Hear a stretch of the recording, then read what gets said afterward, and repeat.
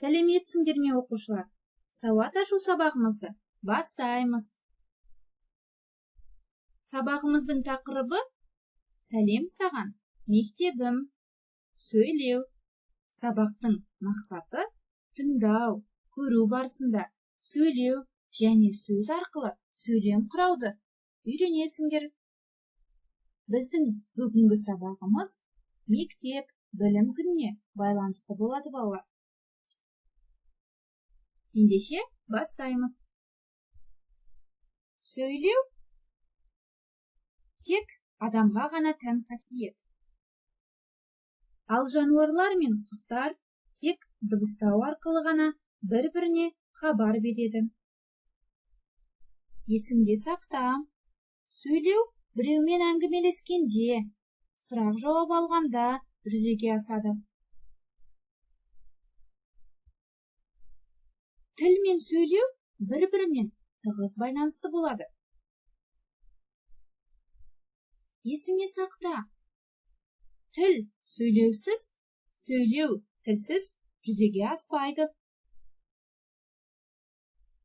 Балалар, адамдар арасындағы қарым-қатынас сөйлеу арқылы жүзеге асатынын білдік. Ендеше, біз бір-бірімізбен қарым-қатынас жасау үшін біздің дене мүшелеріміздің атқаратын қызметі туралы білетін боламыз. Құлақ арқылы тыңдаймыз. Тіл арқылы сөйлейміз. Көз арқылы оқимыз. Қол арқылы жазамыз. Біз дене мүшелеріміздің сөйлеу әрекетіне қатысты екенін анықтап алдық. Барлығы түсінікті деген ойдамын. Ендеше балалар, біз сіздермен қазір сурет арқылы жұмыс жасайтын боламыз. Дайынсыңдар ма? Тамаша. Ендеше бастаймыз.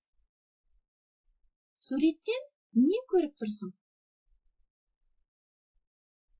Дұрыс айтасыздар. Суретте мектеп. Бүгін қандай күн? Дұрыс айтасыздар балалар. Бүгін 1 қыркүйек білім күні.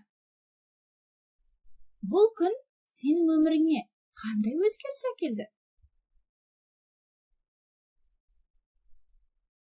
Я, бүгін сендер оқушы атандыңдар.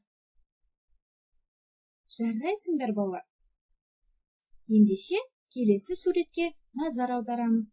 Оқушылар, қазір қандай мезгіл? Айналамыздың барлығы сары түске еніп, жеміс-жидектің пісетін кезі. Оқушылардың барлығы мектепке баратын уақыт. Ол қай мезгіл? Дұрыс айтасыздар балалар. Ол көз мезгілі. Балалар, екінші суретке назар аударайықшы. Балалар не істеп жатыр? Дұрыс айтасыздар. Балалар алма теріп жатыр.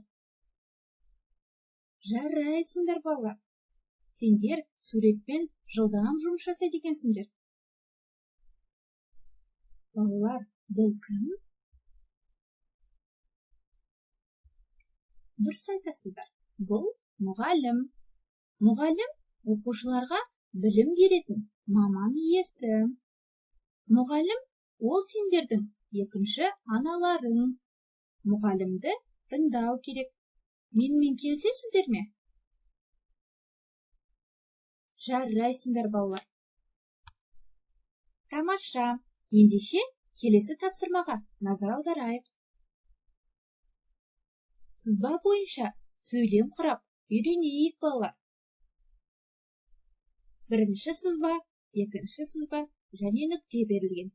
Яғни біздің сөйлеміміз 2 сөзден тұру керек деген сөз.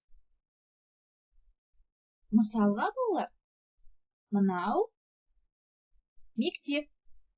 Келісесіздер ме? Тамаша. Келесі сызбамыз 3 сызба берген.